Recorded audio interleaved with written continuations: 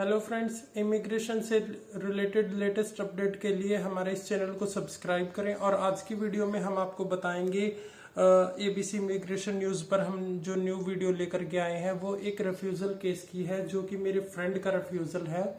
मैं यहाँ पर मेरे फ्रेंड का नेम या जिस कंसल्टेंसी से उसने फाइल एम्बेसी में सेंड करी थी उसका नाम यहाँ पर डिस्क्लोज नहीं किया जाएगा। आपको पूरा केस अच्छे तरीके से स्टार्टिंग से लेकर एंड तक बताया जाएगा कि केस में क्या कमी थी और इस कमी को हम कैसे दूर कर सकते हैं।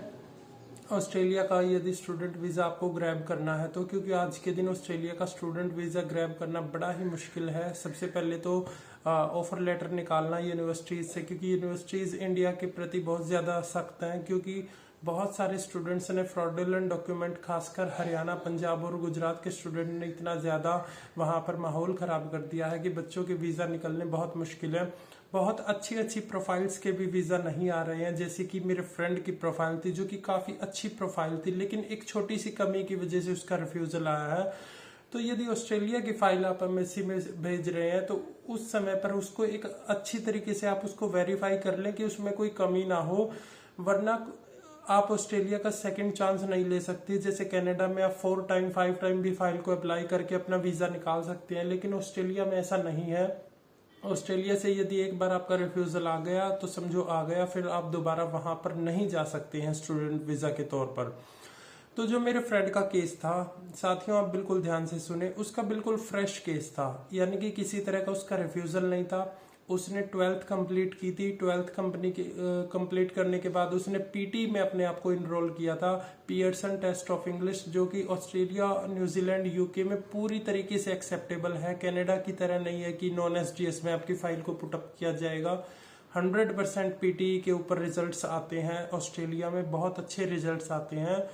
तो पीटी में जो ओवरऑल स्कोर था वो उसका 64 था, यानी कि 6.5 बैंड था, नॉट लेस देन 6.5, यानी कि ओवरऑल 64, नॉट लेस देन 58, यानी कि काफ़ी अच्छा स्कोर उसका यहाँ पर था। 12th के बाद उसको अप्लाई करना था।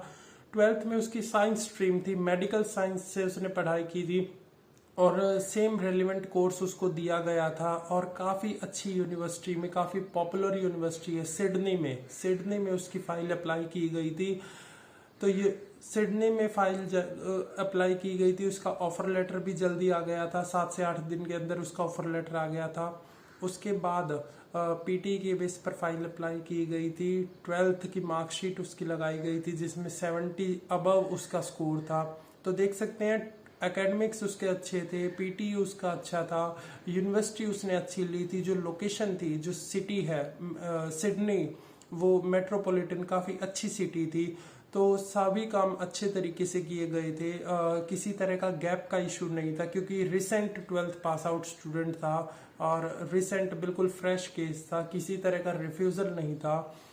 सभी डॉक्यूमेंट्स पूरे होने के बाद, अच्छे तरीके से एसओपी वगैरह रेडी करने के बाद भी उस बच्चे का रिफ्यूज़ल आया है। तो जो उसका मेन रीज़न यहाँ पर जो उसकी फाइल में हमें देखने को मिला वो रीज़न था कि बच्चे ने अपने फंड्स जो है वो पूरी तरीके से प्रॉपर वेरीफाइड नहीं थे, यानी कि उसके अकाउंट में जो रिक्वायरमेंट थी, 1 साल के लिविंग एक्सपेंसेस जो कि लगभग 10 से 11 लाख रुपए की रकम होती है, नेक्स्ट सेमेस्टर की फीस जो कि 10 से 11 लाख रुपए बननी थी यूनिवर्सिटी की, साथ ही साथ जो रिटर्न एयर फेयर होता 1 से 2 लाख का, यानी कि उसको 25 लाख के आसपास फंड्स की रिक्वायरमेंट थी। तो फंड्स तो उसके पास 25 लाख रुपए के थे उसके अकाउंट में, सेविंग अकाउंट में, लेकिन 25 लाख का सोर्स वो यहाँ पर शो नहीं कर पाया, जो मेन पॉइंट था रिफ्यूज़ल का, जिसके ऊपर वीज़ा ऑफिसर ने काफ़ी ज़्यादा ध्यान दिया है। और हमें आगे भी ध्यान रखना है फाइल्स को भेजते समय कि हमें सोर्स ऑफ इनकम यहाँ पर ज़रूर शो करना है। जो बच्चे का फादर था वो एक फार्मर था, जो उसकी मदर थी वो हाउसवाइफ थी, उसके ब्रदर सिस्टर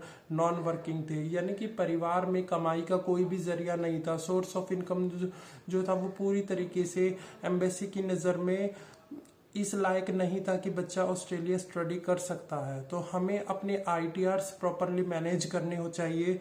अपने कंसल्टेंसी से, अपने एजेंट से बात करके अपने आईटीआर्स को प्रॉपरली तैयार कर लें। एटलीस्ट 5 लाख से कम की आईटीआर फिलअप करवा लें, जिस पर किसी तरह का टैक्स नहीं लगता है। तो यदि फैमिली में 2 ITR भी 5 लाख से कम की होंगी तो 8 से 10 लाख के ITR यदि सालाना आप शो करेंगे तो कहीं ना कहीं पॉसिबिलिटी है कि आप वीज़ा निकाल पाएंगे, वरना जीरो सोर्स ऑफ इनकम के साथ वीज़ा निकलना बहुत ही मुश्किल नहीं, इम्पॉसिबल केस रहने वाला। तो जो इस केस में कमी थी 64 PT, 12th recent pass out medical student, location Sydney, level 1 university, उसके बावजूद भी जो रिफ्यूज़ल आया था उसका जो रीज़न था वो यही था कि जो सोर्स ऑफ इनकम था, जो फंड्स थे वो प्रॉपरली शो नहीं किए गए थे एम्बेसी को, जिसके कारण वीज़ा ऑफिसर ने रिफ्यूज़ल दिया। तो स्टूडेंट्स इस बात का हमेशा ध्यान रखें कि फाइल में किसी भी तरह की कमी आप नहीं छोड़ें। रेलिवेंट कोर्स आपका होना चाहिए, इंग्लिश लैंग्वेज आपकी पूरी तरीके से